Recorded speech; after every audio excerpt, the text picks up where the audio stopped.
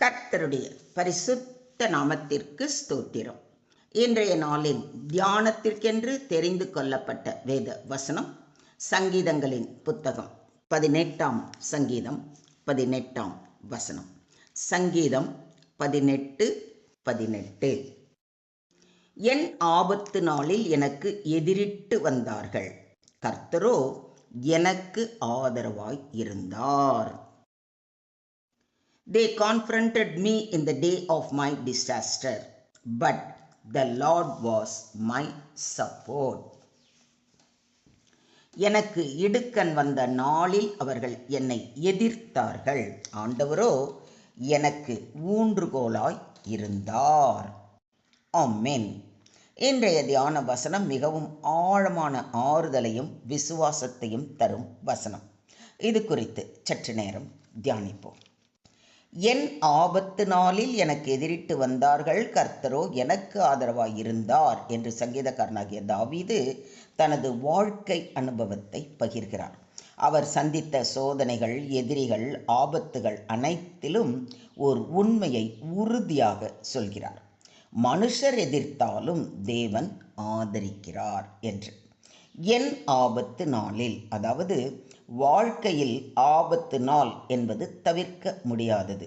நோய், துன்பம், இழப்பு, துரோகம், எதிர்ப்பு இவை எல்லாம் வரலாம். விசுவாசிகளுக்கும் சோதனை உண்டு. இது நம்மை பயமுறுத்துவதற்காக அல்ல, தேவனை நம்ப கற்றுக் கொடுக்கிறது. எனக்கு எதிரிட்டு வந்தார்கள் என்று சொல்லியிருப்பதை கவனியுங்கள். தாவீது எதிரிகளால் சூழப்பட்டிருந்தார். சில நேரங்களில் நம்மை சுற்றியுள்ளவர்கள் கூட எதிரியாக மாறலாம். அநியாயமான தாக்குதல்கள், குற்றச்சாட்டுகள், திட்டங்கள் இவை எல்லாம் உண்மையான வாழ்க்கை அனுபவங்கள். ஆனால் இதுவே கதையின் முடிவு அல்ல. இங்கு தாவீது மிக உறுதியாக சொல்கிறார், கர்த்தரோ எனக்கு ஆதரவாய் இருந்தார் என்று. இதுவே முக்கியமான பகுதி.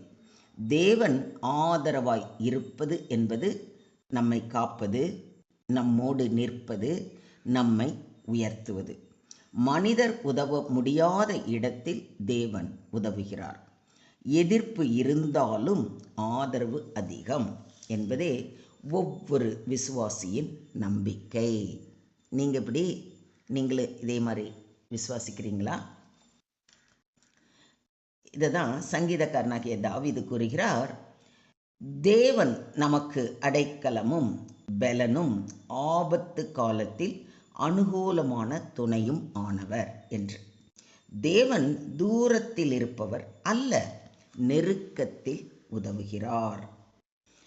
தேவன் நம்முடைய பட்சத்தில் இருந்தால் நமக்கு விரோதமாய் இருப்பவன் யார் என்று அப்போஸ்தலனாகிய பவுலும் மிக உறுதியாக கூறுவதை ரோமர் 8:31 வாசிக்கிறோம். தேவன் நம்மோடு இருந்தால் எப்பேற்பட்ட எதிரியாக இருந்தாலும் அவர்கள் பலவீனமானவர்கள். அவர்களால் நம் கிட்ட நெருங்க கூட முடியாது. நீ பயப்படாதே, நான் உன்னுடனே இருக்கிறேன். நான் உன்னை பலப்படுத்தி உனக்கு சகாயம் பண்ணுவேன்.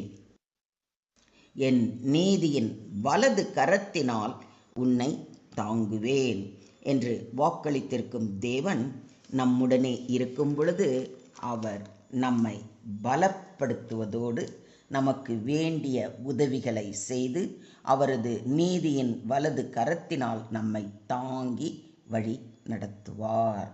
இதை விசுவாசிக்கிறீங்களா? தேவன் உறுதியான ஆதரவு, அதனால் பயம் தேவையே இல்லை. இதை ஒத்துக்கிறீங்களா?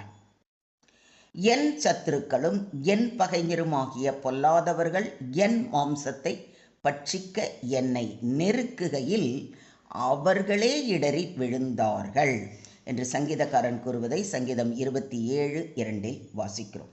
தேவனுடைய பிள்ளைகளுக்கு யாரேனும் தீங்கு இழைக்க நெருங்கினால் அவர்களே தடுக்கி விழும்படியாக தேவன் அவர்களை பார்த்து கொள்வார்.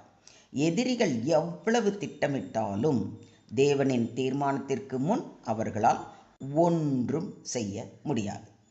மொத்தத்தில் இன்றைய தியான வசனம் மூலம் நாம் கற்றுக்கொள்ளும் பாடம், ஆபத்து நாள் தவிர்க்க முடியாதது. விசுவாசிக்கும் சோதனை உண்டு. ஆனால் அந்த சோதனை நம் விசுவாசத்தின் வளர்ச்சிக்கு வழி வகுக்கும். எதிர்ப்புகள் உண்மை. மனிதர்கள், சூழ்நிலைகள் நமக்கு விரோதமாக மாறலாம். சில நேரங்களில் அருகில் உள்ளவர்களே காயப்படுத்தலாம். ஆனால் தேவனின் ஆதரவு உறுதி. அவர் ஒருபோதும் கைவிட மாட்டார். அவர் தாமதிக்கலாம், ஆனால் தவற மாட்டார். இறுதி வெற்றி தேவனுடையது. எதிரிகள் அதிகமாக தோன்றலாம், ஆனால் தேவன் ஒருவரே போதும்.